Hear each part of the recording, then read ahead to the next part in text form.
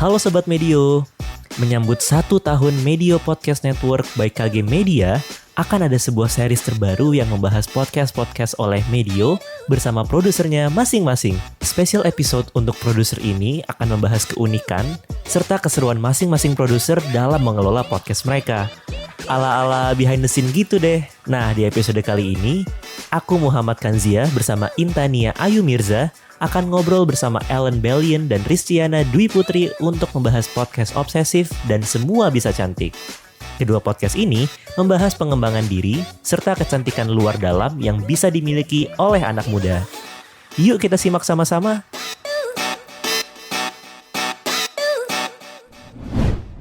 Tes, coba. Gimana sih? Tuhan mengerti.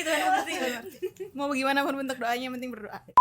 Selamat datang di episode pertama dari Special Producers untuk Medio setahun. Selamat datang Sobat Medio. Ini kita di special episode produser anniversary-nya Medio yang ke-1. Hari ini kita mau ngapain? Nah, Bapak kita produsernya yang ngomong nih. kita bakal bahas soal podcast obsesif dan SBC karena mereka bener-bener self improvement banget nih, apalagi dari dalam gitu ya kan, inner beauty. Oke, kita langsung mulai aja. Kak Risti dan Kak Ellen, boleh kenalan dulu dong. Kak Ellen tuh megang apa, Kak Risti tuh megang apa?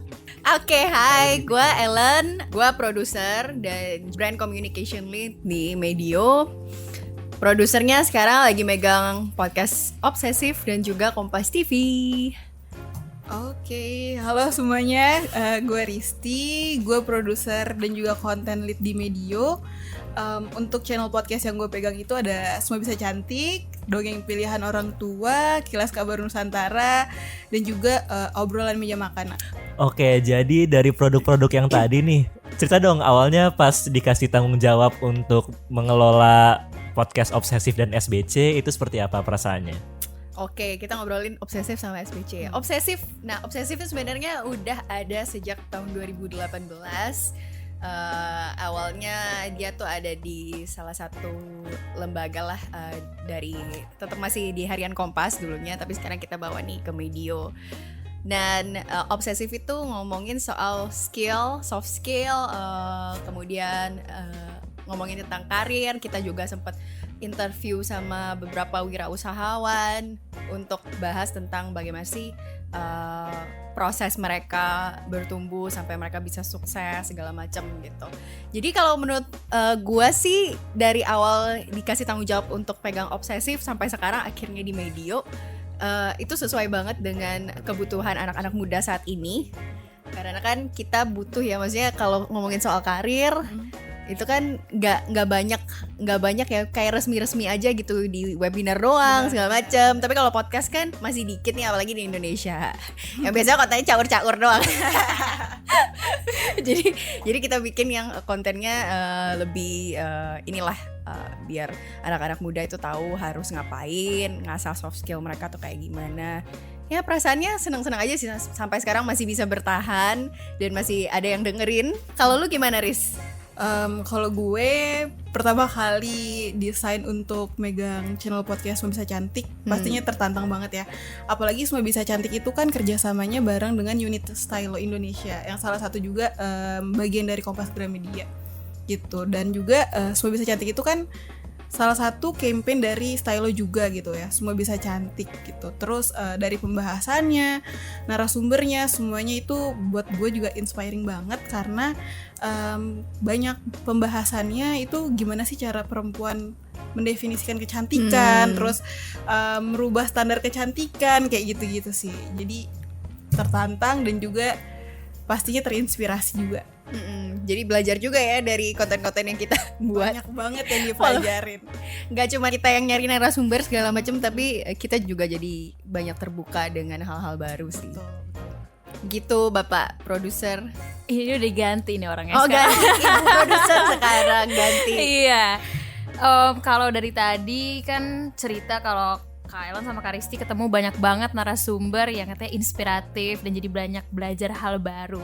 Cuma apa sih satu pembelajaran yang paling berkesan dari Kak Ellen sama Kak Risti dari para narasumber obsesif dan SBC ini. Boleh Kak Risti dulu mungkin. Oke. Ini kenapa dia naik-naik sendiri ya, Bu? Bentar ya.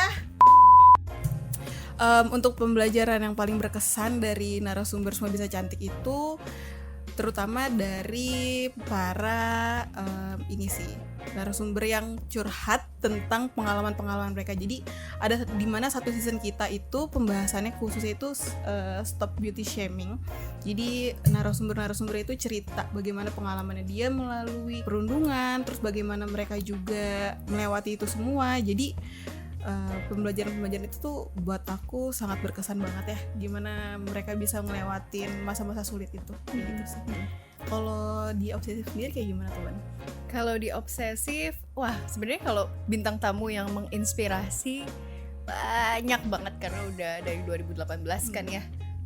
Kayak dulu mungkin aku sebut aja ada Ian Hugen, ada Henry Manampiring. Dulu obsesif nggak cuma ngomongin soal karir, tapi ngomongin soal bahkan ada tentang self love, kesehatan mental juga. Banyaklah hal yang istilahnya isu-isu yang lagi dihadapi oleh anak-anak Gen Z. Yes, Gen Z ini yang baru lulus, yang lagi kuliah segala macam. Banyak sih ngomongin tentang self love juga, ngomongin tentang bagaimana kita tuh sebenarnya yang bisa mengontrol diri kita lewat filosofi stoa segala macam. Jadi banyak deh yang akhir-akhir ini sih yang lagi kita jalanin di season kelima itu kan ada HRD bacot juga. Kita ngomongin soal karir, soal drama perkantoran dan lain sebagainya yang kayaknya di luar tuh nggak ada yang ngebahas khusus tentang itu. Jadi kita yang baru masuk dunia kerja, yang baru mau masuk dunia kerja, jadi tahu gitu harus ngapain ketika kita masuk ke dunia kerja nantinya biar nggak terhindar dari drama sih, tapi setidaknya tahu ya cara menghadapinya kayak gimana gitu. Itu sih banyak banget yang bisa dipelajarin. Oke, karena itu jatuhnya lebih ke insightful yang benar-benar logically bikin senang. Kalau misalnya yang momen yang paling disukai nih selama mengelola obsesif sama SBC, itu ada nggak sih? Boleh mungkin achievementnya atau mungkin kolaborasi sama siapanya? Semuanya sih menyenangkan sebenarnya. Cuma momen yang paling menyenangkan itu ketika bisa interviewnya offline sih. Karena itu lu ngelihat ekspresi orangnya, lu dapet feel emosi mereka itu ketika menceritakan ke lu gitu. Ngobrolnya jadi lebih nyambung dibandingkan kita semuanya harus unfortunately via online, virtual sekarang. Walaupun sekarang udah mulai bisa ya. Itu sih momen yang paling bisa, kayak gue pernah ngobrol sama Ian Hugen itu secara langsung. Gue jadi tahu aja lah, maksudnya perasaan dia, cara menyampaikan dia itu lebih seru lah gitu.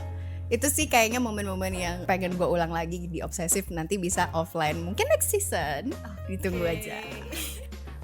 Momen paling berkesannya itu pasti ngedengerin cerita dari banyak narasumber ya terkait pengalaman-pengalaman mereka, dan juga dari Semua Bisa Cantik itu narasumbernya kan beberapa ada narasumber ahli, ada psikolog dan juga ada dokter ahli. Jadi paling berkesan itu banyak banget hal yang dipelajarinnya juga sih. Itu yang paling berkesannya. Kalau tadi kan udah nih yang happy-happy, yang paling berkesan katanya. Sekarang ada nggak sih dukanya gitu setelah sukanya? Apa dukanya Risti? Duka? Nggak berduka lah kita. Nggak ada dukanya sih. Oh, susahnya kali. Susahnya boleh. Susahnya itu mungkin susahnya itu nyari narasumber. Kayak itu hampir dialami semua produser sih. Ya, benar. Susah banget nyari narasumber yang pas, yang cocok kayak gitu. Biasanya susahnya itu kenapa sih Kak? Karena nggak cocok atau karena susah dikejar? Biasanya itu susah dikejar sih biasanya ya, karena kita biasanya udah nemu nih narasumber yang cocok, udah kontakan segala macam, tapi ternyata mungkin topiknya mungkin kurang cocok atau jadwal syutingnya juga kurang cocok kayak gitu sih. Lebih ke iya sih responnya, ya jadwal tappingnya tuh ternyata nggak pas, bentrokan, sedangkan kita kan mengejar deadline ya bun. Jadi agak susah. Itulah suka duka produser sih sebenarnya. Mungkin pasti teman-teman produser yang di luar sana juga pasti ngalamin sih. Betul. Kayak gitu. udah ngebahas suka dukanya, udah bahas momen seneng-senengnya. Terus kalau menurut Kak Rizika Ellen, kenapa konten obsesif sama SBC itu harus banget didengerin sama anak muda gitu? Kalau buat obsesif, ya tadi kayaknya gue udah banyak ngomong juga di awal. Ini tuh ngebantu teman-teman di soft skill kalian untuk pengembangan diri, self development. Bagaimana nanti ketika kalian harus berkarir, harus menghadapi orang-orang di dunia kerja gitu-gitu sih. Jadi lebih ke hubungan personal dengan orang lain juga. Yang gue rasa kadang kita nggak sadar itu penting gitu loh, karena kan nggak diajarin di sekolah, nggak diajarin di kampus, belajarnya tuh memang dari kehidupan. Jadi pengalaman-pengalaman orang yang diundang jadi narasumber, yang maksudnya udah sukses lah, udah jam terbangnya udah tinggi di berbagai bidang.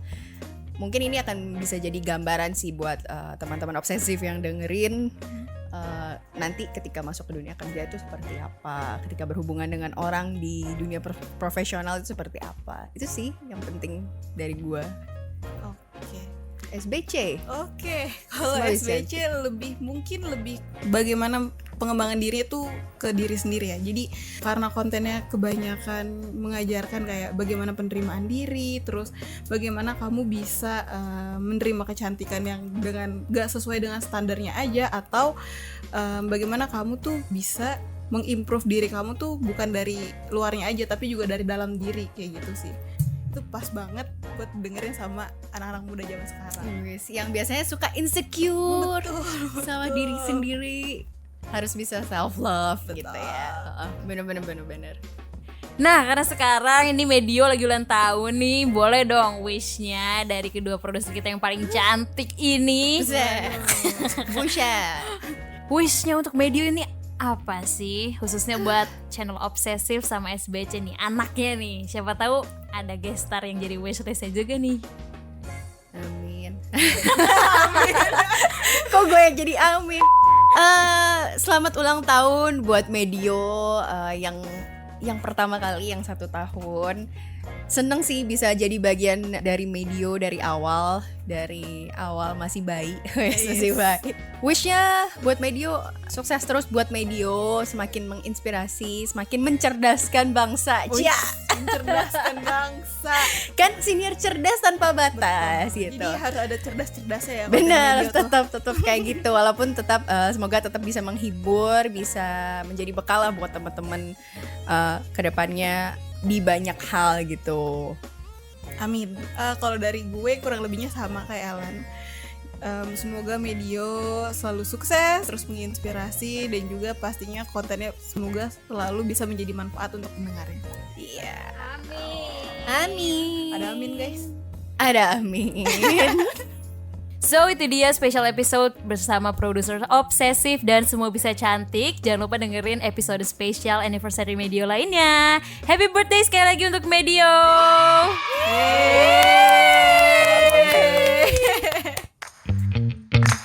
Nah, itu dia episode pertama dari serial spesial episode bersama produser-produser Medio. Buat kamu yang penasaran behind the scene dari podcast-podcast lainnya oleh Medio Podcast Network by KG Media, tunggu episode berikutnya ya. See you on the next episode, Sobat Medio.